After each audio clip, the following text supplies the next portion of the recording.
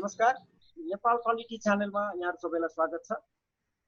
म दीपक गजुरेल, म त्रिभुवन विश्वविद्यालयमा सह प्राध्यापक छु, राजनीति शास्त्र पढाउँछु। मेरो अध्ययनको रुचिको विषय चाहिँ अन्तर्राष्ट्रिय सम्बन्ध र जियोपोलिटिक्स। आज हामी अनलाइन कक्षाको बारेमा कुरा गर्दैछौँ। हामीसँग 3 जना अर्को प्रोफेसरहरू हुनुहुन्छ। प्रोफेसर प्रदीप पौडेल, उहाँ चाहिँ एक्मी इन्जिनियरिङ कलेजको प्रिन्सिपल हुनुहुन्छ। स्वागत छ प्रोफेसर प्रदीप। नमस्कार।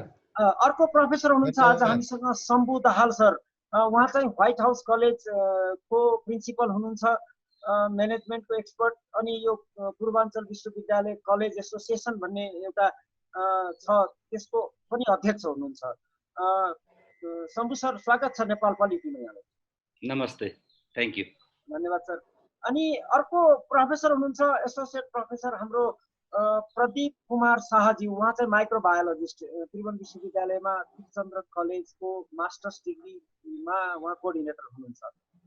उहाँले अहिले अनलाइन क्लास पनि लिइरहनु भएको छ।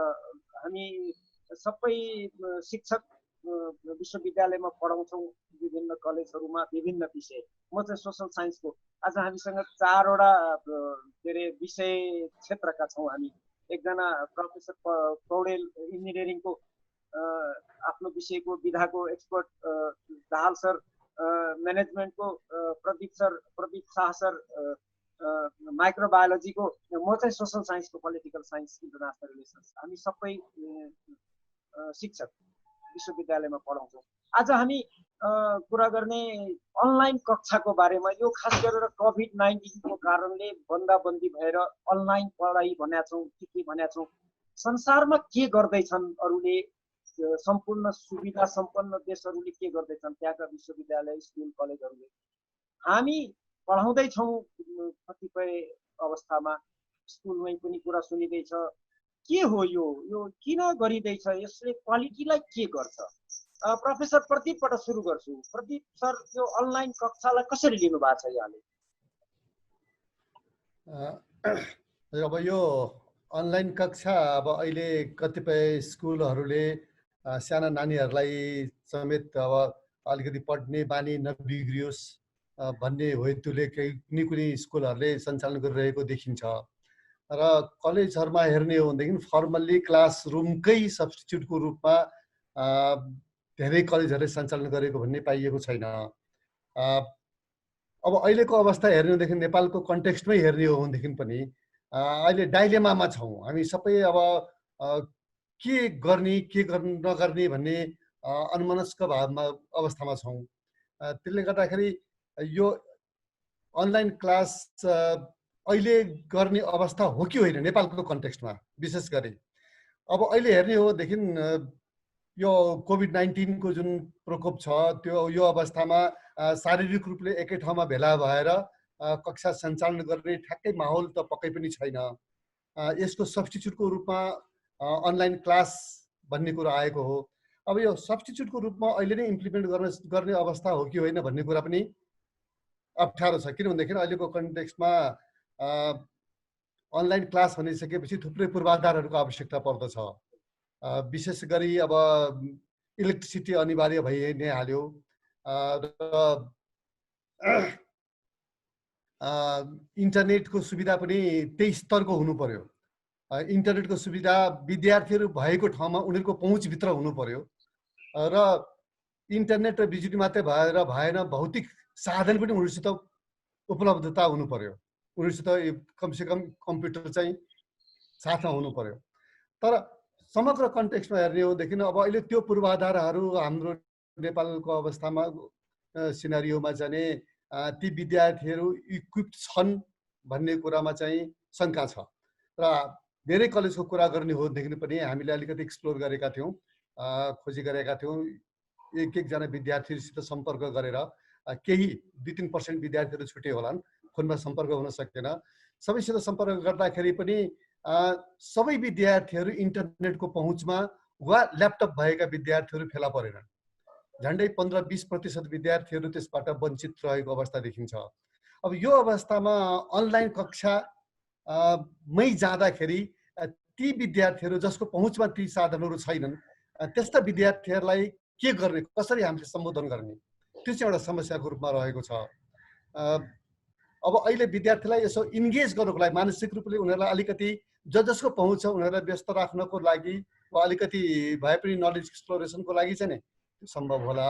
तर समग्रमा एउटा क्लासलाई नै अगाडि बढाउने फुल जुन क्लास छ क्लासको 100% सब्स्टिट्युटको रूपमा लिएर जानको लागि अहिले चाहिँ अलिकति अप्ठ्यारो अवस्था पक्कै पनि छ। अब त्यो बाटोमा यसको कसरी अगाडि बढ्ने भन्ने बाटोमा चाहिँ मन्त्रालयदेखि लिएर विश्वविद्यालयहरूदेखि लिएर पदाधिकारीजीहरू सबैजना लागि पर्नुभएको छ।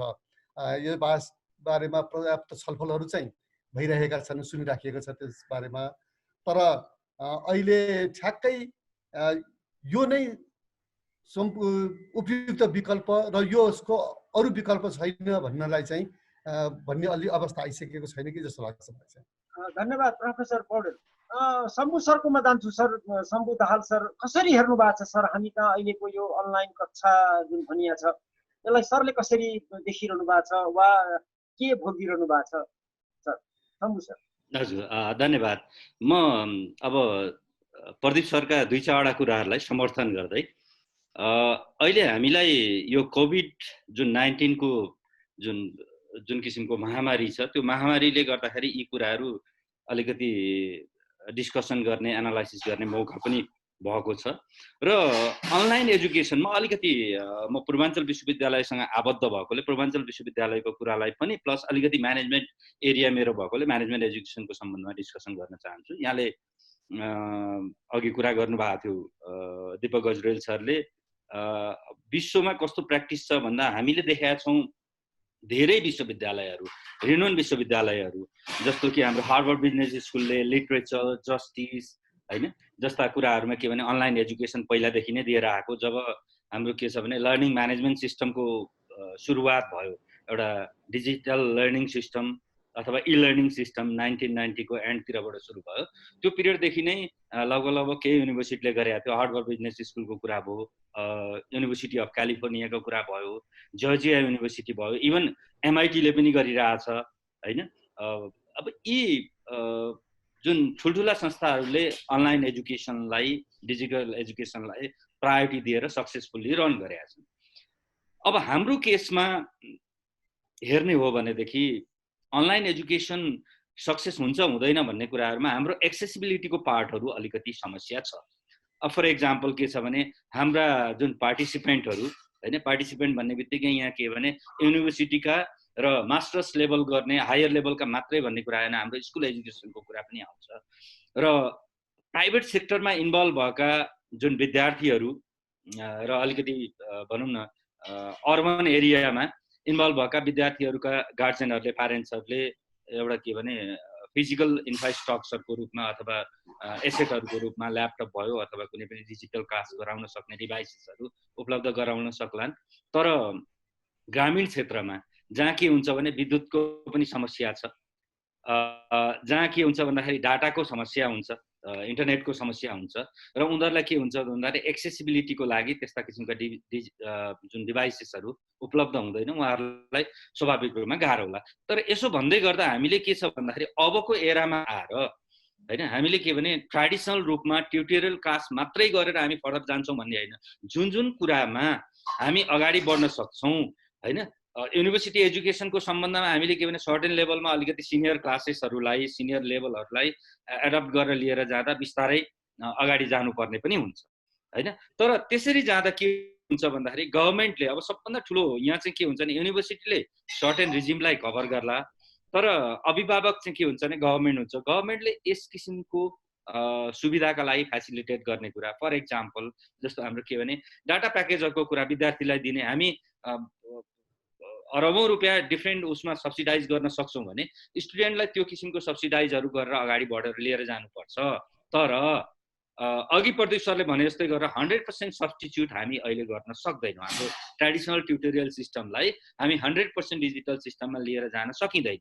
तर त्यसको मतलब सकिँदैन भने हामीले गर्दै नगरिकन चुप लाएर बसेर प्लानिङ मात्र गरेर कहिले पनि हुँदैन, सुरुवात त गर्नै पर्छ हैन। फर एक्जाम्पल पूर्वाञ्चल विश्वविद्यालयले भर्खर एउटा के भने डिरेक्टिभ पठायो, के हिसाबले बनायो भनेदेखि जस्तो अब हाम्रो थिसिसको कुरा भयो, इन्टर्न रिपोर्टको कुरा भयो, प्रोजेक्ट रिपोर्ट डिफेन्स गर्ने कुरा भयो।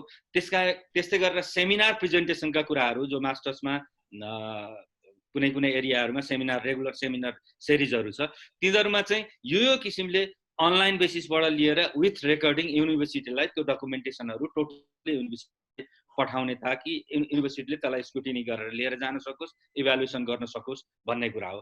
त्यो स्वाभाविक रूपमा युनिभर्सिटीले अलिकति कन्ट्रोल नेप्लिज कन्टेस्टमा गर्नु पनि पर्छ, किनभने हामी 100% अटोनोमी कलेजहरूलाई दिँदाखेरि त्यसका विकृतिहरू पनि छन्। त्यो विकृतिहरूले गर्दा त्यसलाई अलिकति कन्ट्रोल गर्नको लागि गरे होला। यस्ता कुराबाट सुरुवात गरेर जानुपर्ने हुन्छ। अब रह्यो कुरा के छ भने प्र्याक्टिकल एप्रोच भएका, जस्तो प्रदीप सर अब इन्जिनियरिङ सेक्टरको हुनुभएको हुनाले प्रदीप सरले क्वेसन रेज पनि गर्नुभएको छ पहिला, अहिले पनि। प्र्याक्टिकल एप्रोचहरूमा हामीले फिल्ड भिजिट चाहिँ अनलाइनबाट गर्न सक्दैनौँ होइन। जति पनि उहरू छन् प्र्याक्टिकल कोर्सेसहरूलाई अगाडि बढाउनको लागि हामीले के भने फिजिकल प्रेजेन्स हुनुपर्ने हुन्छ।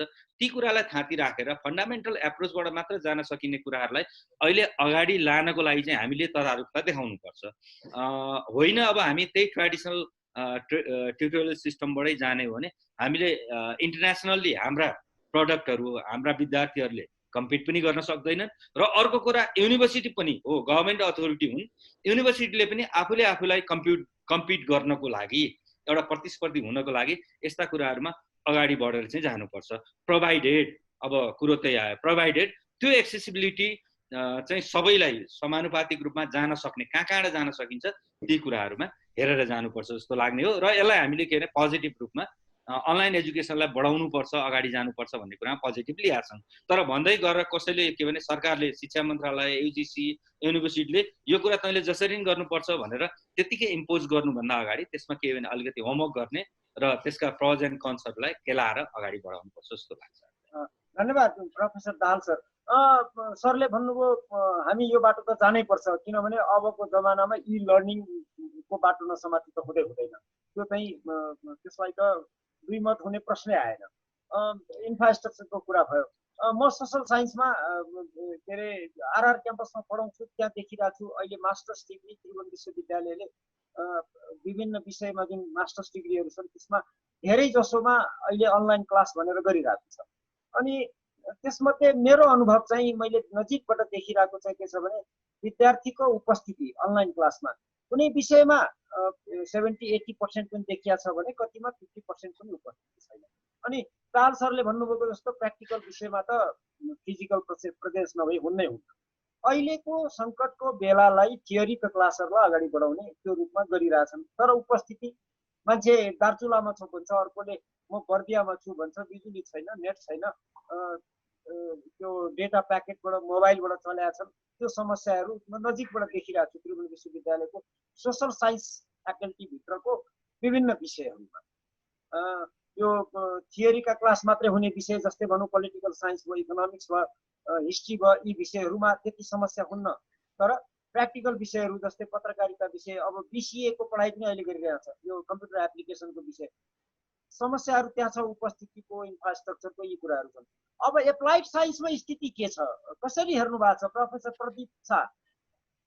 तपाईँले त क्लास पनि लिइरहनु भएको छ माइक्रोबायोलोजीमा, एप्लाइड साइन्सका जस्तै बायोलोजीका विभिन्न विषय, बोटनीमा, जुलोजीमा, अब इन्भाइरोमेन्ट साइन्स होला, माइक्रोबायोलोजी, केमिस्ट्री, यी विषयहरू तपाईँले नजिकबाट देखिरहनु भएको छ, आफै पनि क्लास लिइरहनु भएको छ टियुभित्र।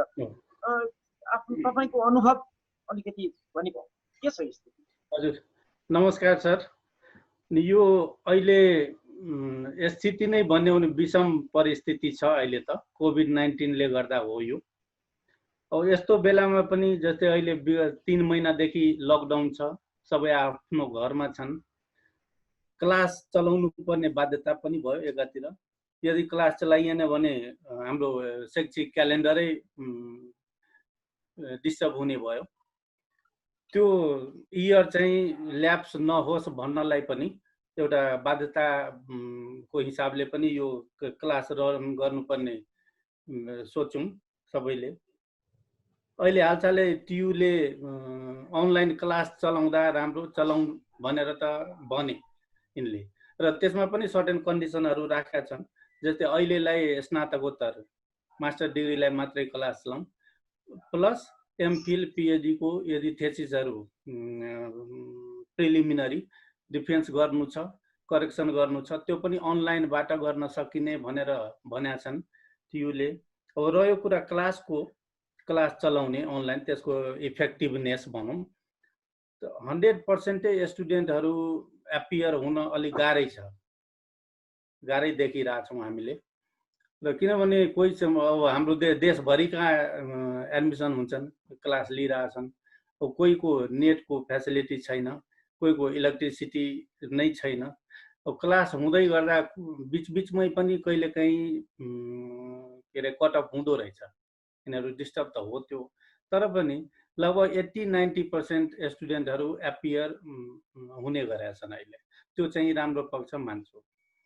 र क्लास जस्तो जस्तै जेनरल क्लासमा हामी कक्षा कोठामा क्लास लिन्छौँ र यो अनलाइन क्लासमा अलिक फरक त हुँदो रहेछ। हामीले एज ए टिचर त्यो पढाउने सिकाउने मात्रै होइन कि तिनीहरू कसरी बसेका हुन्छन्, तिनीहरू हामीले पढाइसकेपछि तिनीहरूको फेसियल एक्सप्रेसन कस्तो हुन्छ, त्यसले पनि धेरै थोक भने हुन्छ, स्टुडेन्टले बुझ्यो बुझेन भन्ने कुरा। अब त्यो चाहिँ अनलाइनमा अलि सम्भव भएन। यी कुराहरू अलि डिमेरिट भनौँ अनलाइन क्लासको। प्लस कहिलेकाहीँ अब क्लासमै पढाउँदै जाँदा स्टुडेन्टहरूको बिचमा आफै पनि त्यही सेम टपिकमै पनि डिस्कस गर्नुपर्ने हुन्छ। त्यसरी गर्यो भने अलि राम्रो हुन्छ क्लास पनि, जुन अनलाइनमा अलि हुँदो रहेनछ त्यसरी। यति हुँदै पनि अब अहिले हामी टियुको क्यालेन्डर मेन्टेन गर्नु छ। सकेसम्म यो ल्याप्स नहोस् भन्नलाई के अरे अनलाइन क्लास त लिइरहेछौँ, तर थ्योरी मात्रै भयो। हामी त साइन्सको स्टुडेन्ट भएपछि प्र्याक्टिकल बेस्ड भयो यो।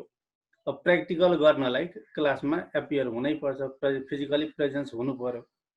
त्यो हिसाबले प्र्याक्टिकल पार्ट चाहिँ हामी पछि गर्ने गरी अहिलेलाई लकडाउनको बेलामा चाहिँ थ्योरी क्लास चलाइरहेछौँ यो। र यो क्लासले एउटा अर्को पनि के फाइदा भएको छ भने लकडाउनको बेलामा स्टुडेन्ट प्लस हामी पनि टिचरहरू पनि घरमै बस्दा साइकोलोजिकली पनि मेन्टली पनि केही इफेक्ट त भएको हुन्छ। त्यो पनि अलि क्लास भएपछि रिफ्रेस जस्तो हुन्छ। हामीले अनलाइन क्लासमै स्टुडेन्टहरूलाई कति चिजहरू होमवर्क दिन्छौँ, तिनीहरू होमवर्क गर्दै बिजी पनि हुन्छन्।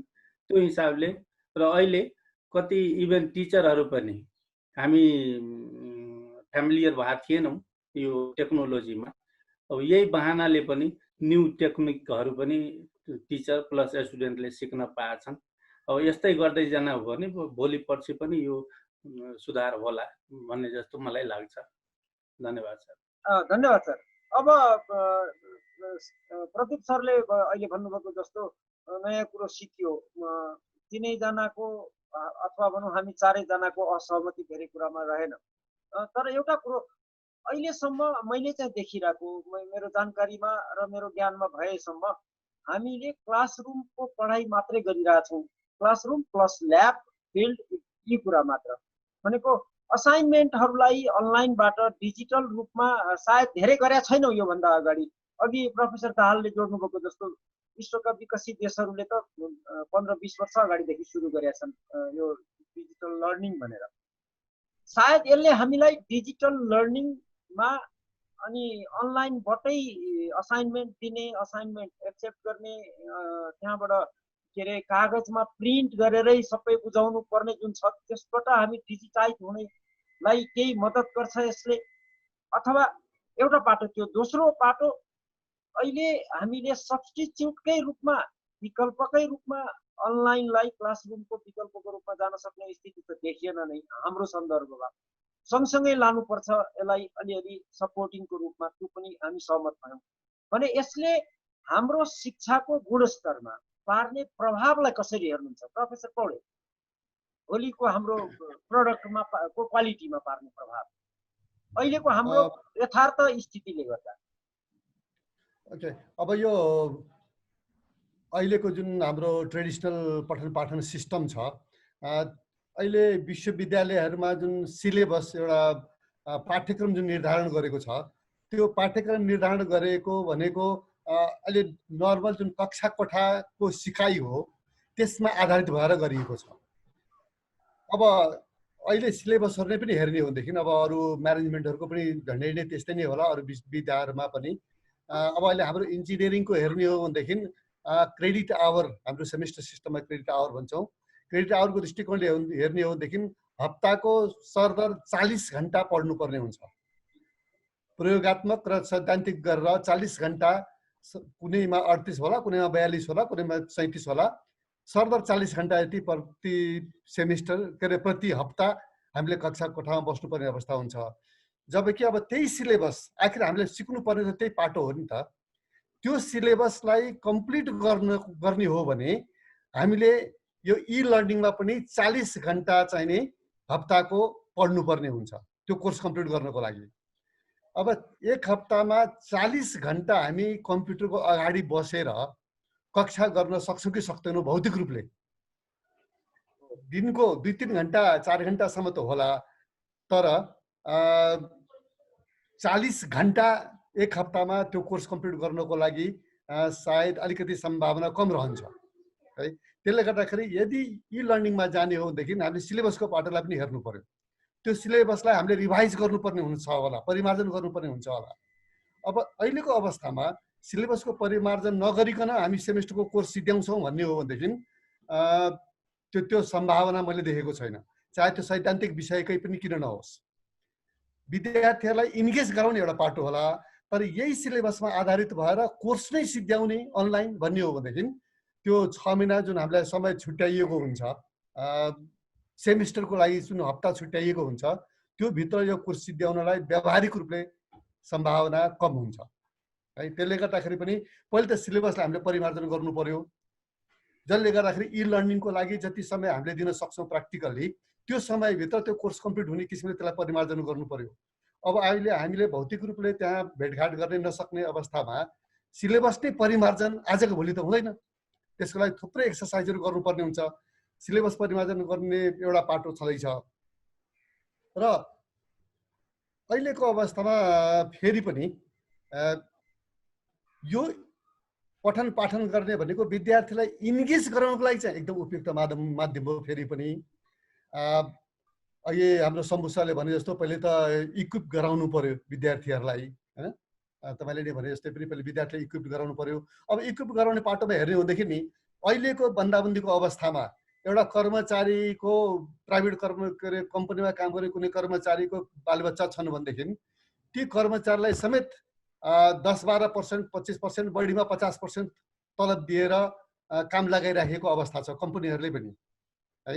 अब अहिलेको अवस्थामा ल तिमीहरूले एउटा ल्यापटप किन्नु पर्यो भनेर हामीले कुनै विद्यार्थीलाई भन्छौँ भनेदेखि आर्थिक रूपले ऊ कतिको सक्षम हुन्छ? चाहे त्यो कर्मचारीको होस्, चाहे एउटा किसानको केटाकेटीहरू हुन्, सम्पन्न परिवारको लागि त ऊ अलरेडी इक्विप छ। तर जो अलिकति साधन विहीन छन् तिनीलाई अहिले ल तिमीहरूले अलिकति पैसा व्यवस्था गर्नु पर्यो भन्दाखेरि पैसा व्यवस्था गर्नु पनि अलिकति अप्ठ्यारै अवस्था छ। ल ठिक छ, उसले पैसा व्यवस्था गर्यो, दिनपान कसै गरी गरेर एउटा आर्थिक रूपले उसले जो गर्यो अरे, तर पैसा जो गरिसकेपछि उसले किन्नलाई त बजारसम्म जानु पर्यो। गाउँमा कुनै हाट पसलमा त यो ल्यापटपहरू यो इन्टरनेटका साधनहरू त पाइँदैन। ऊ बजारसम्म जानु पर्यो। बजार जानको लागि फेरि पब्लिक ट्रान्सपोर्ट त चलेको छैन। पब्लिक ट्रान्सपोर्टेसन जबसम्म खुल्दैन तबसम्म उसको पहुँच बजारमा हुँदैन। पब्लिक ट्रान्सपोर्ट खुल्यो छ भनेदेखि पनि नेपालमा भएका सम्पूर्ण विद्यार्थीहरू बजारमा गयो भनेदेखि त्यो बजारमा त्यतिको स्टक छ कि छैन? सबैले ती साधनहरू किन्न खोज्दाखेरि बजारले त्यसलाई सप्लाई गर्न सक्छ कि सक्दैन? भन्दाखेरि एउटा चेन एक्सन जस्तो हुँदो रहेछ।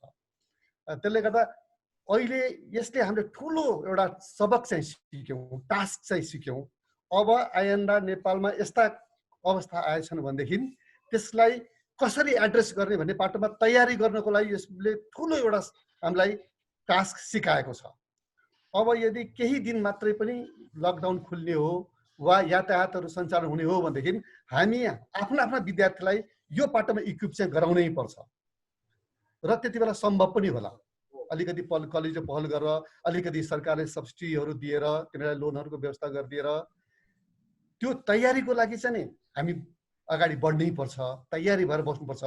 आउँदा दिनहरूमा चाहिँ यदि यस्तै दुर्घटनाहरू, यस्तै खालका दुर्घटनाहरू भएछन् भनेदेखि पनि हामीले अनलाइन क्लास गर्नको लागि हाम्रो विद्यार्थीहरू, हाम्रा शिक्षकहरू व्यवस्थापनहरू सबै तयारी भएको अवस्थामा रहन्छन्, खासै अप्ठ्यारो नपर्ला।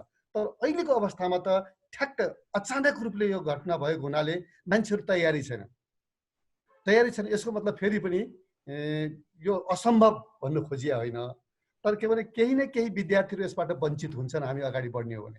कोर्स नै एज अहिलेको सिलेबस अनुसार सेमेस्टरमा कोर्स नै सिद्ध्याउने भन्ने कुरा त कमसेकम प्राविधिक विषयमा सम्भावना छैन नै। अलिकति अगाडि बढ्दै जाउँ, त्यतिकै चुप लाएर बस्नुको साटो केही न केही हामी अगाडि बढ्छौँ भन्ने पाटो चाहिँ हुन्छ नै। तर अब सम्पूर्ण कोर्स सिद्ध्याएर सेमेस्टर सिद्ध्याएर फेरि जाँच दिएर अनि तिनीहरूलाई सर्टिफिकेट दिएरै पठाउने जुन हामी परिकल्पना गरिरहेका छौँ, सायद त्यो अवस्थामा जानलाई अलिकति अप्ठ्यारो पर्छ होला। तर यसबाट हामीले ठुलो टास्कको रूपमा चाहिँ लिनुपर्छ। हामी नेपालीहरू प्राय यो घटना भइसकेपछि यी चिजहरूलाई बिर्सिने चलन छ। हामी त्यो एउटा इन्सिडेन्ट भयो, त्यो गयो, अबको दिन चाहिँ यस्तै रहला भनेर हामी फेरि पनि विगतका कुराहरूलाई विचार नगर्ने, त्यसको लागि अगाडि कार्यक्रमहरू नबनाउने अवस्था पनि हामी देख्छौँ है। यो भुइँचालोबाटै हामीले देख्यौँ, भुइँचालोको अवस्थामा जुन किसिमको हामीलाई एउटा ह्याबोक थियो, त्यो भुइँचालो गइसकेर नर्मल कन्डिसनमा आइसकेपछि हामीले त्यो सबै कुरो बिर्स्यौँ। कुनै पनि खालका तयारीहरू त्यसपछि गरेनौँ जुन कि गर्नु पर्थ्यो। अब यसले चाहिँ कमसेकम त्यो नहोस्, ठुलो सब टास्क हामीले सिकेका छौँ र अब सम्पूर्ण व्यवस्थापकहरू, कलेज सञ्चालकहरू भए, विद्यार्थीहरू सबै, शिक्षकहरू सबैजना तयारी अवस्थामा बस्नुपर्ने अवस्था हो र आउँदा दिनहरूमा त्यो समस्या नपर्ला। तर अहिलेको लागि चाहिँ ती समस्याहरू छन् व्यावहारिक रूपमा। अब यसलाई धेरै मन्थन गरेर, धेरै विचार गरेर अब कसरी वे आउट हुन सक्छ त्यो हामीले नै निकाल्नु पर्ने हुन्छ। धन्यवाद प्रोफेसर पौडेल। प्रोफेसर पौडेलले यो अहिलेको अवस्थाको बारेमा केही भन्नुभयो। हामी भोलिको लागि पनि अहिलेदेखि अब तयारी रहनुपर्छ, हामीले केही पाठ सिक्यौँ, एउटा पाठ भन्नुभयो। प्रोफेसर दाहालकोमा म जान चाहन्छु। दाहाल सर, यसले यो अनलाइन लर्निङ, अनलाइन एडुकेसन जे भनौँ, यसले हाम्रो शिक्षाको गुणस्तरलाई भोलि के गर्ला? जस्तै एक किसिमले के देख्दैछु म भने कक्षा कोठाको पुरै विकल्पको रूपमा लग्ने हो भन्ने अहिलेको मान्यता देखिँदैछ। सिधै भनिएको छैन, तर म कमसेकम त्रिभुवन विश्वविद्यालयभित्र त्यो खालको मनोवृत्ति देख्छु। यदि त्यसरी लाने हो भने कहाँ पुगिएला? अथवा अघि सरहरूले भन्नुभएको जस्तो दुईटा चिज सँगसँगै लाने, एउटा सपोर्टिङ मात्रै हुन सक्छ अनलाइन लर्निङ भने यो सबैले भोलि हाम्रो एडुकेसनको क्वालिटीलाई के असर पार्ने, कसरी देख्नुहुन्छ सर? हजुर, अब मैले यो जुन हामी इ लर्निङ सिस्टमलाई अथवा डिजिटल एजुकेसनलाई मैले यो कोभिड-19सँग मात्र जोड्न चाहिन।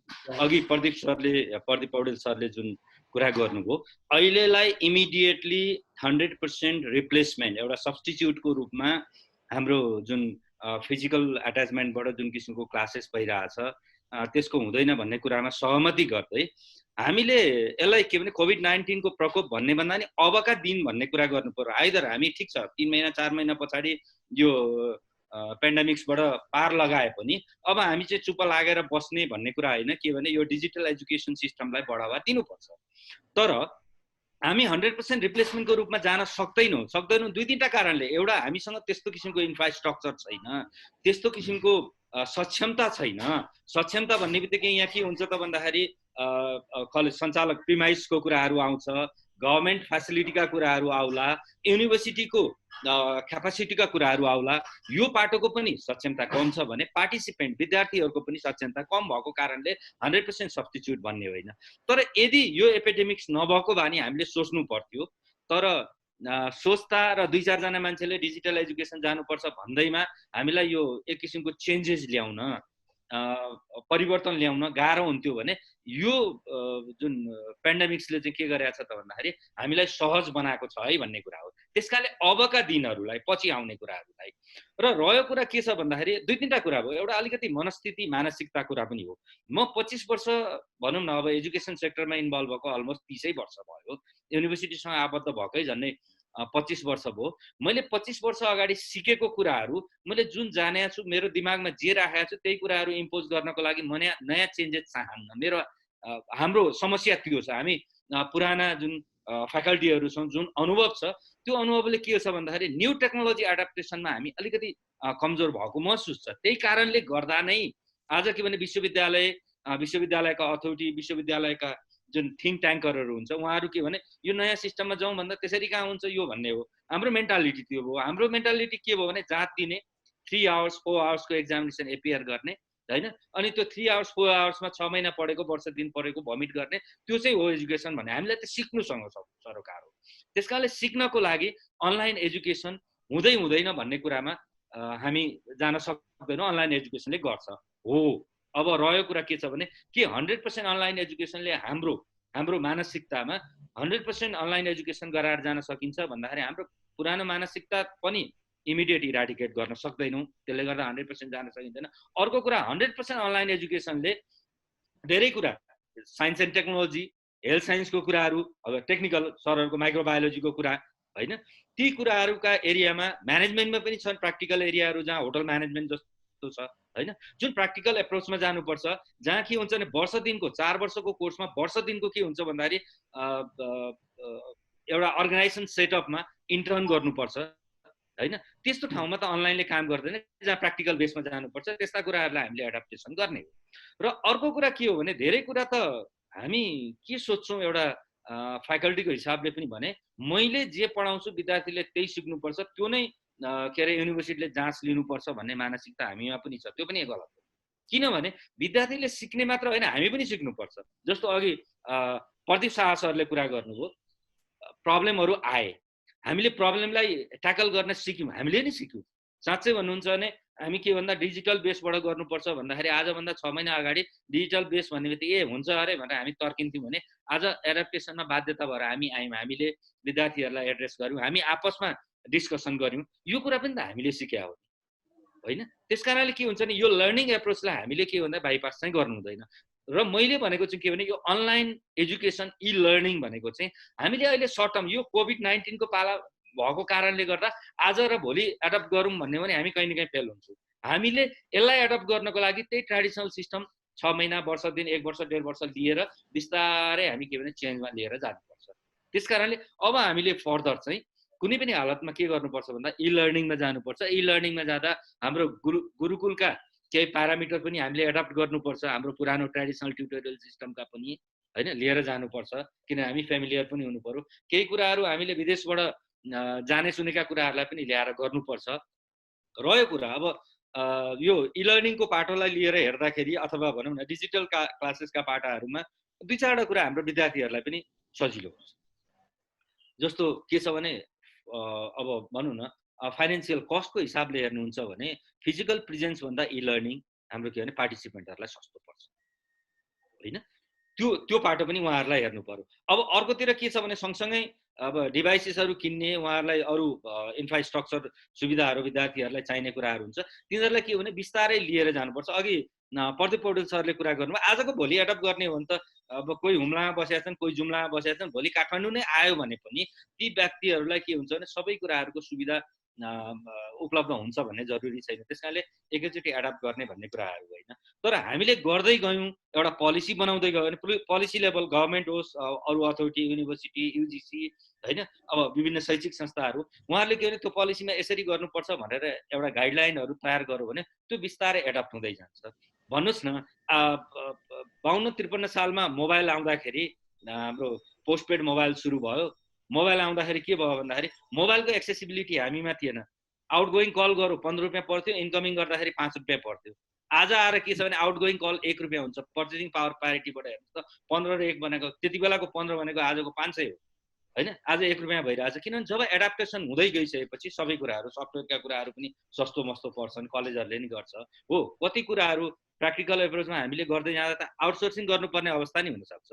विद्यार्थीलाई फन्डामेन्टल बेसिसबाट हामी के भने एजुकेसन प्रोभाइड गर्ने दिने होइन। र प्र्याक्टिकल एप्रोचहरूमा के भने सबै सुविधाहरू सबै प्र्याक्टिकल गराउन सक्ने सुविधा भएन भने, एउटा पर्टिकुलर कलेजमा भएन भने त्यो कलेजले के अरे आउटसोर्सिङ गरेर काम पनि गर्न सक्थ्यो। जस्तो मलाई थाहा छ 55-56 सालमा +2 एजुकेसन सुरु भयो जब अलि प्राइभेट सेक्टरमा इन्भल्भ भयो। त्यति बेला 11-12 मा के भयो भन्दाखेरि कम्प्युटर साइन्स हुन्थ्यो। कम्प्युटर साइन्स पढाउन कम्प्युटर ल्याब भनेको कमै 15-20वटा कलेज त्यति बेला सुरु भए।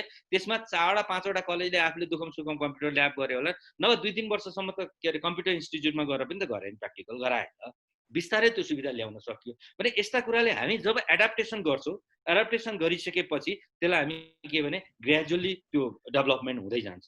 त्यसैले यसमा हामी वितृष्णा आउनुपर्ने भन्ने कुराहरू होइन। र रह्यो कुरा के हुन्छ भने अब काठमाडौँ युनिभर्सिटीले डिजिटल बेसबाट क्लास गऱ्यो, एक्जामिनेसन इन्टरनल इभ्यालुएसन बेस अथवा एसाइनमेन्ट बेसबाट गऱ्यो। अब त्यस कारणले उसले डिजिटल गर्यो भने अब हामी पनि आजै किन डिजिटल नगर्ने भनेर त्रिभुवन विश्वविद्यालय गर्ने, त्रिभुवन विश्वविद्यालयको दायरा र काठमाडौँ युनिभर्सिटीको जुन कभरेज छ त्यो फरक छ। त्रिभुवन विश्वविद्यालय आजै एडप्ट गर्न नसक्ला, पूर्वाञ्चलले नसक्ला, पोखराले नसक्ला, त्यो हेरेर किन कभरेजको हिसाबले। त्यस कारणले गर्दा के हुन्छ बिस्तारै लिएर जानुपर्छ, हामी यसमा पोजिटिभ हुनुपर्छ। र रह्यो कुरा सँगसँगै अब के भने एक्जामिनेसन सिस्टम पनि हामीले एक्जामिनेसन सिस्टमलाई पनि अलिकति परिवर्तन गर्नुपर्छ सर।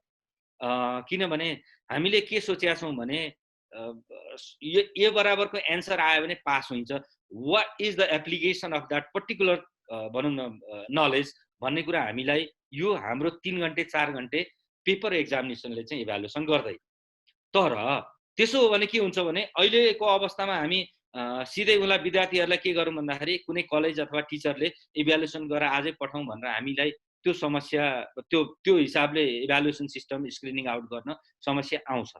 किन आउँछ भने हामी त्यति विकसित भएको छैनौँ कि मेरो विद्यार्थीको क्वालिटी भयो भने मेरो कलेज रहन्छ भन्ने भन्दा नि म कति विद्यार्थीलाई पास गर्छु, कति इन्टेक लिन्छु, मेरामा 100% पास आउट रेसियो छ भनेर हामी एडमिसन गर्ने कलेजहरू छौँ यो देशमा भने त्यस्तोमा कस्तो इभ्यालुएसन हुन्छ त्यो सोच्ने ठाउँ छ। तर कालान्तरमा बिस्तारै यो डिजिटल एजुकेसन सिस्टम भयो भने इभ्यालुएसन सिस्टम पनि त्यसरी लिएर जान सकिन्छ, ताकि विद्यार्थीले रियल नलेज जुन जेनेरेट गरेको छ त्यसलाई एप्लिकेसन पार्टमा लिएर, किनभने प्र्याक्टिकल अथवा एप्लिकेसन पार्टमा डिजिटल एजुकेसन सिस्टमले चाहिँ अथवा यो जुन लर्निङ म्यानेजमेन्ट सिस्टमले बिगार्छ भन्ने होइन, यसले के गर्छ भने सपोर्टै गर्छ होइन। हो रह्यो कुरा के हुन्छ भन्दाखेरि अब सेल्फ डिपेन्डिङ हुने कुराहरूमा अलिकति सपोर्ट गर्छ, आइसोलेसन विद्यार्थीमा होला अथवा कलेक्टिभ इफोर्टबाट कुनै पनि कुरा सल्युसन ल्याउँ भन्ने कुराहरूमा डिजिटल एजुकेसनले अलिकति कम प्रभाव पार्ला। जसरी फिजिकल प्रेजेन्स हुँदाखेरि यी कुराहरू आफ्ना ठाउँमा छन्, कुनै पनि कुराहरूको प्रोज एन्ड कन्सहरू हुन्छ।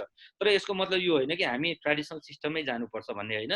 त्यो यो लर्निङ भनेको सोसाइटीलाई कन्ट्रिब्युट गर्न पनि स्टुडेन्ट पार्टिसिपेन्टहरूले जुन लर्निङ गर्छन् अथवा एउटा स्किल जेनेरेट गर्छन् त्यसमा पनि, र सबभन्दा ठुलो कुरा रिसोर्स पर्सन। हामी त ग्लोबल भिलेजको रूपमा हुन्छौँ। हामीले के थियो भन्दाखेरि एउटा समुदायले त्यो कलेजमा पढाउँथ्यो भने डिजिटल एजुकेसनमा के हुन्छ त भन्दाखेरि हाम्रो एउटा भनौँ न युएस अथवा डेभलप कन्ट्रीको रिसोर्स पर्सनको पनि एप्रोच पाउँछ, त्यसबाट दुई कुराहरू सिक्न सक्छ उसले। लर्निङ त्यसरी लिएर लर्निङ होराइजनलाई हामी लिमिटेड गर्नु हुँदैन है। तर त्यसो गर्दै जाँदा हामीले के हुन्छ भने अहिलेको सिस्टमलाई भत्ताभुङ्गाबाट नयाँ भनेर अल अफ सडन चेन्ज गरेर गरियो भने हाम्रो के भने एउटा ठुलो डिजास्टर र मोमेन्ट हुन्छ। म प्रदीप पौडेल सरसँग यो कुरामा एग्री गर्छु। तर गर्नु हुँदैन गरिँदैन भन्ने कुरा होइन, गर्नुपर्छ। आउँदो 3 वर्ष 4 वर्ष 5 वर्ष कुनै एउटा प्लान बनाएर इन्टरमिडिएट प्लान बनाएर कसरी लिएर जाने भनेर हामीले जानै पर्छ। धन्यवाद प्रोफेसर दाहाल। प्रदीप शाह माइक्रोबायोलोजिस्ट प्रदीप शाहकोमा आउँछु। हाम्रो प्रदीप पौडेल सर र शम्भु सरको कुराबाट के बुझियो भने हामीले यो ट्रेडिसनल एजुकेसन सिस्टम र यो अहिलेको मोडर्न भनौँ न अनलाइन भर्चुअल लर्निङ सिस्टमलाई सँगसँगै लानुपर्छ र हामीले बिस्तारो ओभरल्याप गर्दै लानुपर्छ। हाम्रो समरी के भयो? सरको अनुभवमा त्रिभुवन विश्वविद्यालयभित्र खास गरेर एप्लाइड साइन्समा बायोलोजी फिजिक्स यो जुन छ नि विषय एप्लाइड साइन्समा, यसमा भोलिको सम्भावना हामी जाने बाटो कस्तो सम्भावना देख्दै हुनुहुन्छ सरले अहिलेको ट्रेन्डबाट? र यो कोभिड मात्रै होइन, कोभिड पछि पनि यो सधैँ त यो अवस्था रहन्न, सम्भावना कस्तो देख्नुहुन्छ सरले र हामी जानुपर्ने बाटो कुन उपयुक्त हुन्छ सरले कसरी हेर्नु भएको छ? प्रोफेसर साहब। हो सर, अनि धेरै कुराहरूमा अघि शम्भु सरले भनिहाल्नुभयो, धेरै कुरामा सहमत छौँ यसमै पनि। अघि प्रदीप सरले पनि भन्नुभयो, प्रदीप पौडेल सरले। त यहाँ कुरो कस्तो भने साइन्सतिर प्र्याक्टिकल पनि धेरै नै हुने भएकोले यो खालि यी एजुकेसनमा मात्रै डिपेन्ड हुनु त्यति ठिक हो जस्तो लाग्दैन। हो, सम पार्ट चाहिँ गर्न ठिकै हो, तर पुरै इ लर्निङ मात्रै चाहिँ सम्भव हुन्छ जस्तो मलाई लाग्दैन। हुन त यो अहिले 10-20 वर्ष अगाडिदेखि नै पनि गेस्ट लेक्चर अथवा बाहिर अमेरिकाकै अथवा चाइनाकै रुसकै जहाँको भन्नुहोस् इन्डियाकै सबैतिर एज ए गेस्ट लेक्चर त हामी लिइरहेछौँ नै, सबै गराइ नै रहेछौँ। एउटा यो सिस्टमको हाम्रो एजुकेसनको सिस्टमको एउटा पार्ट चाहिँ गराउनु राम्रै हुन्छ, खास गरी साइन्समा। र 100% त यसरी अनलाइन चाहिँ गर्न सम्भव देख्दिनँ म। अर्को कुरो हाम्रो कोर्सको प्याटर्न हेर्ने हो भने अघि प्रदीप सरले पनि भन्नुभएको थियो, हाम्रो कोर्सको प्याटर्न हेर्ने हो भने त्यसमा थ्योरिटिकल पोर्सन प्र्याक्टिकल पोर्सन छुट्टा छुट्टै छ। थ्योरिटिकलमै कै लागि पनि 3-4 घन्टा पर डेको हिसाबले क्लास हुन्छ, त्यो सम्भव छैन घरमै बसी बसी स्टुडेन्टहरूले। र प्र्याक्टिकलमा त प्र्याक्टिकल क्लासमा फिजिकल एपियरेन्स हुनै पर्यो। एउटा टु सम एक्सटेन्ट भनौँ सर्टेन पार्टको लागि त ठिकै छ यी अनलाइन क्लासहरू, र 100% चाहिँ रिप्लेस गर्न सकिन्न। सरले अघि भन्नुभएको क्वालिटीको कुरा, अब क्वालिटी पनि यसमै अब डिपेन्ड हुने भयो। जस्तै अनलाइन त सम्भवै भएन क्लास 100% भनेपछि फिजिकली एपियरेन्स हुनै पर्यो। र हाम्रो सिलेबस त साइन्समा जस्तो सुकै बनाए पनि अनलाइनमा मात्रै हुन्छ भनेर मलाई लाग्दैन त्यस्तो। र पछि चाहिँ अहिले पो कोभिड-19ले यसरी 3 महिना लकडाउन भयो र हामी अल्टरनेट खोज्यौँ। र यसैलाई अब सरहरूले अघि भन्नुभयो जस्तै शम्भु सरले प्रदीप सरले यो बिस्तारै बिस्तारै यो डिजिटल्ली पनि हामीले इक्विप्ड गराएर अथवा युनिभर्सिटीले सर्टेन फेसिलिटी दिन लगाएर अथवा क्याम्पसहरूले युनिभर्सिटीहरूले स्टुडेन्टहरूलाई पनि त्यसरी फेसिलिटेट गराउन सकियौँ भने बिस्तारै यो अनलाइन कोर्सहरू गर्न सकिन्छ। धन्यवाद धन्यवाद प्रोफेसर साहब। अब अलिकति कन्क्लुडिङमा जाउँ हामी। हामीले यो बाटो त जानै पर्छ, पुरै होइन, बिस्तारो ओभरल्यापिङ गर्दै। सायद कुनै पनि दिन अर्को धेरै वर्षपछि पनि 100% अनलाइनबाट त नहोला। एउटा अहिले डिसिजन मेकर भन्ने बित्तिकै सरकार र सरकारका विभिन्न निकाय, नीति, नियम, कानुन बनाउने र अभिभावकको रूपमा एउटा बाटो। दोस्रो विश्वविद्यालयहरू, त्यसपछि स्कुल सञ्चालन गर्ने देशभरिका प्राइभेट र सरकारी सबै गरेर त्यो स्कुलहरूको मूल रूपमा निर्णय गर्ने निकायहरू, उनीहरूले तत्काल के गर्नु पर्ला सर? 2टा वाक्यमा प्रोफेसर दाहाल। हजुर, म अलिकति अघिको कुरालाई नै एउटा म सानो जोडेर म यस उसमा आउँछु। जस्तो अघि एउटा कुरा के भन्यो, निकायको कुराहरू। जस्तो अहिलेको जुन हामीसँग भएका कोर्सहरू जे छन् त्यो कोर्सहरू अनलाइनमा एडाप्टेबल छन् भन्दाखेरि डेफिनेटली छैनन्, किनभने अनलाइनको लागि बनाएकै कोर्स होइन। त्यसकारणले पहिलो कुरा त के गर्नुपर्छ भन्दाखेरि एरियालाई अलिकति छुट्याएर कति अनलाइन गर्न सकिन्छ कुन एरियामा। जस्तो फन्डामेन्टल एप्रोचहरू, टेक्निक्स, पोलिसी, इभोल्युसनरी एप्रोचहरूलाई हामी अनलाइनमा लिएर जान्छौँ। ती कुराहरूलाई हामीले अनलाइन एडाप्टेबल कोर्सहरू पहिला डिजाइन गर्नुपर्छ। विषय समिति, फ्याकल्टी बोर्डले सबभन्दा पहिला युनिभर्सिटीको हकमा है पहिला त्यो तयार गर्नु पर्यो। शिक्षा मन्त्रालय अथवा सम्बन्धित शिक्षा निकायहरूले स्कुल एजुकेसनमा नि गर्न सक्नु पर्यो। र अर्को कुरा मैले एउटा कुरा के भने अब यो अनलाइन एजुकेसनलाई एक्सप्लोइट गर्ने तरिकाले जाने खालका निकायहरू, त्यस्ता किसिमका संस्था भयो भने फेरि हामीलाई अनलाइन एजुकेसन गाह्रो हुन्छ होइन। फिजिकल प्रेजेन्सबाट गर्दाखेरि त कमसेकम बसेको छ, स्टुडेन्ट बसिरहेको छ, गरेको छ। हामी अहिले देखिरहेछौँ स्कुलहरूले अनलाइन एजुकेसनहरू गराएका छन्, अहिले कतिले प्रयास गरेका छन्।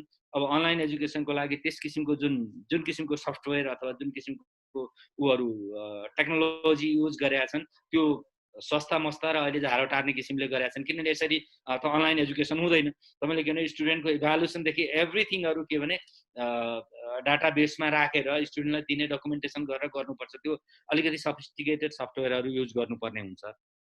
त्यस कारणले यो पार्टलाई हेरेर त्यो पार्टलाई पनि मध्यनजर राख्दा के हुन्छ भने सरले दीपक सरले कुरा उठाए जस्तै यो अथोरिटीहरू, निकायहरूले के गर्ने, निकायले सबभन्दा ठुलो एक्सर्साइज त के गर्नुपर्छ भन्दाखेरि यसको लागि डिरेक्टिभ्स एकदम स्ट्रङली तयार गर्नै पर्छ। अदरवाइज हामी के भने ओपन इकोनोमी भनेका छौँ होइन। यो हिसाबले के हुन्छ भन्दाखेरि एक्सप्लोइट गर्ने काम पनि गर्छ, टिचरले एक्सप्लोइट गर्छ, कलेजले एक्सप्लोइट गर्छ, के अरे विद्यालयहरूले एक्सप्लोइट गर्लान्। त्यस कारणले कसरी गर्ने भन्ने कुराहरू गरे हुन्छ। त्यसै गरेर प्रदीप शाह सरले अहिले भने जस्तो कुराहरू, धेरै कुराहरू डेफिनेटली धेरै कुरा अनलाइन हुन्छ भन्ने होइन, गर्न नसकिने पनि एरियाहरू छन् होइन। एउटा हामीले के भने स्विमिङ सम्बन्धी ट्रेनिङ इन्स्टिच्युटमा तपाईँले 2-4 कुराहरू थ्योरिटिकल कुराहरू फन्डामेन्टल कुराहरू सिकाउनु भयो अरे अनि गएर पौडी खेलेर आइज त बाँचिस् कि बाँचिनस् भनेर त सोध्ने होइन नि। हामीले त केही त उनीहरूलाई त सिकाउनै पर्छ डेफिनेटली।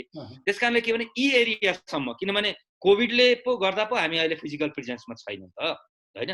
कोभिडको जुन प्रभाव अलिकति घटिसकेपछि त फिजिकल प्रेजेन्समा आइन्छ, तर त्यसपछि पनि अब हामीले चाहिँ के सोच्नुपर्छ भन्दाखेरि है, अब के भने अघि प्रदीप पौडेल सरले भने जस्तै अब यस्ता किसिमका डिजास्टरहरू हुन सक्ने रहेछन् है, अब हामी तयारी हुनुपर्छ भन्ने हिसाबले अलिकति त्यस किसिमको एक्सर्साइज गर्नको लागि सबभन्दा ठुलो एउटा अथोरिटी हुन्छ नि, अभिभावकले पोलिसीहरू लिएर आउनुपर्छ। फर एक्जाम्पल मास्टर्सको म्यानेजमेन्ट एरियामा स्पेसली म MBA EMBA hotel management masters प्रोग्रामहरूकै कुरा गरौँ, तिनीहरूको उसमा होटल म्यानेजमेन्ट बेसिकली प्र्याक्टिस, यो मास्टर्समा MHM को केसमा हेर्ने हो भने प्र्याक्टिकल पनि कम हुन्छ, किनभने ब्याचलरमै धेरै प्र्याक्टिकल भएकोले यी एरियाहरूमा हामी के गर्न सक्छौँ भन्दाखेरि अलमोस्ट 60 to 65% कोर्सहरू अनलाइनमा लिएर जान सक्ने नेचरका छन् भने तिनीहरूलाई अनलाइनमा लिएर गयो भने र जो स्टुडेन्ट पार्टिसिपेन्टहरू जबमा बसेका छन् तिनीहरूलाई त सबभन्दा एप्रोप्रिएट त अनलाइन हुन्छ फिजिकल प्रेजेन्स भन्दा होइन। भनेपछि यस्ता कुराहरू कहाँ एडप्ट गर्न सजिलो हुन्छ, कुन एरियामा त्यसलाई कभरेज गरेर अब यो अथोरिटीहरू सरकारहरू अगाडि लाग्नुपर्छ। र सबभन्दा महत्त्वपूर्ण भूमिका भने अथोरिटीले यसमा एकदम स्ट्रङ डिरेक्टिभ्स होइन, नियमावलीहरू तयार नगरिकन अनलाइन एजुकेसन त्यत्तिकै भनेर ह्यापाजोड रूपमा गरेर चाहिँ अहिले हामीले स्कुल एजुकेसनमा अनलाइन गरे जस्तो हाम्रा बालबच्चाहरू के भएको छन्, इन्भल्भ त भएको छन् होइन। तर के छ भन्दाखेरि मै नै देखिरहेको छु, मेरै घरमा हेर्दाखेरि के हुन्छ भने आज फलाना म्याडमको के अरे बिजुली गयो अरे, फलाना म्याडमकोमा इन्टरनेट गयो अरे, अनि आज उहाँ बिरामी भयो भनेर तपाईँको 25% पनि कभरेज भएको छैन। यद्यपि उहाँहरूले प्रयास गर्नुभएको छ, त्यसरी चाहिँ अनलाइन क्लास हुँदैन। त्यस कारणले यी कुराहरूमा अलिकति स्ट्रङ रूपमा हेर्नुपर्छ। र अथोरिटी सबभन्दा ठुलो एउटा निकाय हो जसले के भने नियमावली तयार गर्छ, डिरेक्टिभ तयार गर्छ, निर्देशिका तयार गर्छ। त्यो निर्देशिकामा बसेर काम गर्नुपर्छ। हामीले अब सोच आज एडप्ट गर्ने होइन, तर सोच अनलाइन एजुकेसनमा राख्नुपर्छ। कहाँ एडप्ट हुन्छ, जस्तो माइक्रोबायोलोजीको कुरा आयो, अलिकति माइक्रोबायोलोजीमा अनलाइन 100% गर्छु भन्न थाल्यो भने अब त्यसलाई कुन बायोलोजीमा पुग्छ त्यो सरहरूले नै जान्नुहुन्छ, त्यो सम्भावना छैन। इभन इन्जिनियरिङ केसमा पनि जानुपर्ने कुराहरू चाहिँ 100% जान्छ भन्ने होइन। जुन कुराहरू हामी फन्डामेन्टल जुन थ्रेस्ट चाहिँ डेभलप गर्न सक्छौँ र जति पनि के भन्दाखेरि अब भनौँ न successful story of learning story of successful पिपलहरूको कुराहरू सेयर गर्न सक्छौँ। यी कुराहरू जति पनि छन् हामी अनलाइनमा गर्छौँ, तर रियल प्र्याक्टिस इन्टर्न अनलाइन कसरी गर्ने होइन, फिल्ड भिजिट अनलाइन कसरी गर्ने, त्यो त होइन नि। भनेपछि त्यस कारणले ती कुराहरूलाई लिएर हामीले सबभन्दा पहिलो चाहिँ विश्वविद्यालयले के गर्नु पर्यो भने सिलेबस तयार गर्दा त्यसको लागि एक्सर्साइज गर्नुपर्छ। त्यसको लागि के भने हुनसक्छ 6 महिना वर्ष दिनसम्म एक्सर्साइज गर्नुपर्छ, तयार गरेर हामी अगाडि जानुपर्छ। र यो भनेको एउटा रिजिड पोलिसी होइन, किनभने सुरुमा पोलिसी डेभलप गर्ने बित्तिकै भोलिपल्ट 100% के भन्ने सक्सेसफुल हुन्छ भन्ने छैन, समयअनुसार परिवर्तन गर्नुपर्छ। हामीले 46 सालमा प्रजातन्त्र भनेर सुरुवात गरेर देखेका थियौँ, त्यसपछिका कति चेन्जेस भए, कहिले लोकतन्त्र आयो, कहिले गणतन्त्र आयो, के तन्त्रहरू आए, त्यो भने के हो त भने समयले डेभलप गरेका कुराहरू हो। त्यस कारणले समयअनुसार डेभलप हुन्छ। हामीले एडप्ट गरिनौँ र गर्नु हुँदैन भनेर रिजिड भयौँ भने चाहिँ कहिले पनि हुँदैन। त्यति मात्र। धन्यवाद प्रोफेसर दाहाल। म प्रदीप शाहकोमा जान्छु।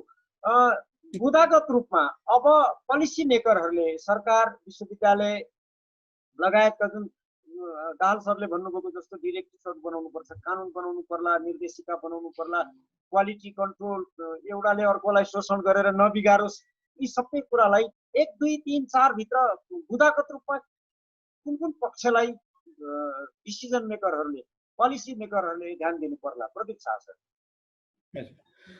अनि अघि शम्भु सरले भन्नुभएकोमा एकदमै सहमत छु सर। अब बुदागत रूपमा भन्नुपर्दा त पहिला युनिभर्सिटीले नै कोर्समै हाम्रो कोर्स डिजाइनिङ गर्दा नै त्यही किसिमले जानु पर्यो। प्र्याक्टिकल यति, थ्योरेटिकल यति, कुन कुन टपिक अथवा कुन कुन कोर्स चाहिँ अनलाइन गर्न मिल्ने त्यसरी पहिला छुट्याउन सक्नु पर्यो।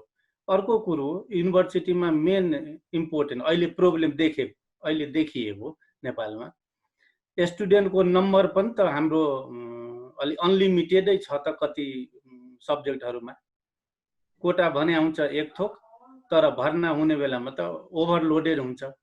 यदि स्टुडेन्टको नम्बर पनि ओभरलोड भयो भने त्यति बेला पनि हामीले डिजाइन गरेको यो इ लर्निङ अथवा कुनै पनि त्यो सक्सेस नहुन सक्छ। त्यही भएर यता स्टुडेन्टको नम्बरमा पनि र त्यही रेसियोमा टिचरहरूको व्यवस्थापन पनि त्यसरी नै मिलाउनु पर्छ जस्तो लाग्छ। फर्स्ट त त्यो युनिभर्सिटीको भयो। अर्को कुरो सेकेन्डमा गभर्मेन्टतिरको अथोरिटीको यदि भन्ने हो भने हामी देशभरिका जो जहाँ छन् त्यहाँ इलेक्ट्रिसिटी फेसिलिटी हुनु पर्यो। अरू जुन इक्विपमेन्ट डिभाइसेसहरू छ अब सबैसँग ल्यापटप अथवा मोबाइल अब जेमा छ त्यो फेसिलिटी त पुर्याउन सक्नु पर्यो अथवा स्टुडेन्ट टिचरले लिन सक्नु पर्यो। यही दुई तीनटा चिज हो मेरो विचार। धन्यवाद प्रोफेसर शाह। प्रदीप पौडेल सर, बुदागत रूपमा केही थप्नु छ भनेको अथोरिटीले गर्नुपर्ने यो एक नम्बर, 2 नम्बर, 3 नम्बर केही?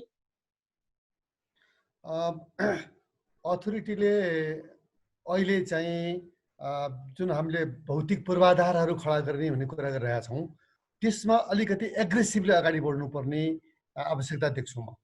पहिलो कुरो त इन्टरनेटकै पाटोमा हेऱ्यो भनेदेखि यसपालिकै सरकारको नीति तथा कार्यक्रममा पनि हामीले सुन्यौँ आउँदो 2 वर्षभित्रमा नेपालभित्र इन्टरनेटको सुविधा पुर्याइसक्ने भन्नुको मतलब नेपाल अधिराज्यभरिमा 2 वर्षभित्र सबै ठाउँमा इन्टरनेट चल्ने अवस्था छैन भन्न खोजियो होइन। भनेपछि इन्टरनेटको सुविधा सबै ठाउँमा पुग्नु पर्यो। किनभनेदेखि एउटा नेपालीले अनलाइन क्लास पढ्ने भनेपछि ऊ घर बसेर नेपालको कुनै पनि ठाउँमा बसेर उसले पढ्न सक्ने अवस्था सिर्जना गर्नु पर्यो। पहिलो कुरा त इन्टरनेटको सुविधा त्यहाँ पुर्याउनुको लागि एग्रेसिभली अगाडि बढ्नुपर्ने हुन्छ। र अर्को यो विद्यार्थीहरू सबैको आर्थिक अवस्था राम्रो छ भन्ने छैन। अलिकति आर्थिक अवस्था कमजोर भए तापनि उसमा एउटा इन्टेलिजेन्स छ, उसलाई एउटा चाहना छ भनेदेखि उसले पढ्न त पाउँछ नि त। त्यसले गर्दा पढ्न पाउनुपर्छ। यदि अनलाइन क्लासकै लागि हामीले सोच्ने हो भनेदेखि त्यस्ता विद्यार्थी जसले ल्यापटपहरू कम्प्युटरहरू अफोर्ड गर्न सक्दैनन्, खरिद गर्न सक्दैनन्, त्यस्ता विद्यार्थीहरूलाई विशेष प्याकेज एउटा ल्याइदिनुपर्छ। त्यस्ता विद्यार्थीहरूलाई तिमीहरूले पढि सिद्ध्याइसकेपछि यो कलेज यो पैसा फिर्ता गर्नु भन्ने कन्डिसन हुन्छ कि निर्ब्याजी केही गरेर हुन्छ कि सर्टेन प्रतिशत 50-60-70% सब्सिडाइज गरेर हुन्छ कि त्यस्ता खालका विद्यार्थीहरू पहिचान गरेर उनीहरूको सबै विद्यार्थीहरूको साथमा कमसेकम एउटा ल्यापटप चाहिँ हुने अवस्था सिर्जना गरिदिनु पर्यो। यो दुईटा काम अहिले अब इलेक्ट्रिसिटी त बेसिक छँदै नै छ, इलेक्ट्रिसिटी भएन त केही कामै लागेन। इलेक्ट्रिसिटीको पाटोमा अब कामहरू पनि भइरहेका छन् सायद केही वर्षभित्रमा। त्यसैले हामी के भनिरहेको छौँ भनेदेखि आजको भोलि यो सम्भव छैन। सरकारले पनि केही योजनाका साथ अगाडि बढ्नु पर्यो, बिजुलीको सुनिश्चितता गर्नु पर्यो, इन्टरनेटको सुनिश्चितता गर्नु पर्यो र कमसेकम विद्यार्थी भइसकेपछि उसको हातमा एउटा ल्यापटप हुने अवस्था सिर्जना गर्नु पर्यो। त्यति गरिदियो भने सरकारले गर्ने काम त्यति हो। त्यति गरिदियो भनेदेखि बाँकी त कलेजहरूले गर्ला होइन। डिरेक्टिभ्सहरू सरकारले नीति निर्धारण गरिदिने हो, त्यसपछि कामहरू सम्भव भएसम्म जति सम्भव हुन्छ, जुन कि अब प्र्याक्टिकली फिजिकली प्रेजेन्स नभइकन गर्न नसकिने काम त इन्टरनेटबाट गर्न सकिँदैन। तर पनि यी 3टा पूर्वाधारहरू सरकारको तर्फबाट खडा गरिदिने हो। यो सरकारले गरिदियो भनेदेखि चाहिँ अनि बाँकी काम अरू संस्थाहरूले गरेर अगाडि बढाउन सकिन्छ। धन्यवाद प्रोफेसर पौडेल। अब हामी सक्छौँ यसलाई थोरै ऱ्यापअप गर्ने कोसिस गर्छु म आधा मिनेटमा। अनलाइन शिक्षा अहिले हामीले अब गर्न थाल्यौँ। यो कोभिडले हामीलाई घचघचायो, तुरुन्त गर्नु त्यो बाटो लाग्नुपर्ने गरायो। अनलाइन शिक्षामा हामी जानै पर्छ। यो 100% योमा मात्रै जान सकिन्न। हाम्रो निष्कर्ष त्यही होला मेरो विचारमा। ट्रेडिसनल क्लासरुम र अनलाइन दुईटैलाई सँगै लानुपर्छ। त्यसको लागि इन्फ्रास्ट्रक्चर चाहिन्छ, सिट चाहिन्छ, सबै कुरालाई संयोजन गरेर नीति र कानुन चाहिने हो भने पनि त्यही अनुसारको निर्णय र निर्देशिका के चाहिने हो, यो सम्पूर्ण कुरो सम्बन्धित निकायहरूले, त्यो भनेको सरकार, विश्वविद्यालय, स्कुलका के अरे नियन्त्रण गर्ने निकाय, विभाग, यी सबैले निश्चित अब यो बाटोमा कानुन, नियम, व्यवस्था, इन्फ्रास्ट्रक्चर के गर्नुपर्ने, सिलेबस, सम्पूर्ण कुरा अब तत्काल काम थाल्नु पर्यो। हाम्रो निष्कर्ष त्यही हो। यति आज हामी विश्वविद्यालयका 4 जना शिक्षक बस्यौँ, त्यो पनि 4 वटा विषयका, इन्जिनियरिङको, म्यानेजमेन्ट, एप्लाइड साइन्स र म सोसल साइन्सको 4 जनाको हाम्रो यस्तो निष्कर्ष निक्ल्यो। आशा गरौँ राज्यले, सम्बन्धित निकायहरूले केही न केही गर्लान् र सही बाटोमा लग्लान्। अहिलेलाई सकौँ। धन्यवाद प्रोफेसर पौडेल, प्रोफेसर दाहाल र प्रोफेसर शाह। धन्यवाद। नमस्कार सर। नमस्ते। धन्यवाद यहाँलाई पनि यो हाम्रो डिस्कसन अपर्च्युनिटी फोरम डेभलप गर्नु भएकोमा। धन्यवाद सर, सबैजनालाई धन्यवाद। हस् ल, धन्यवाद।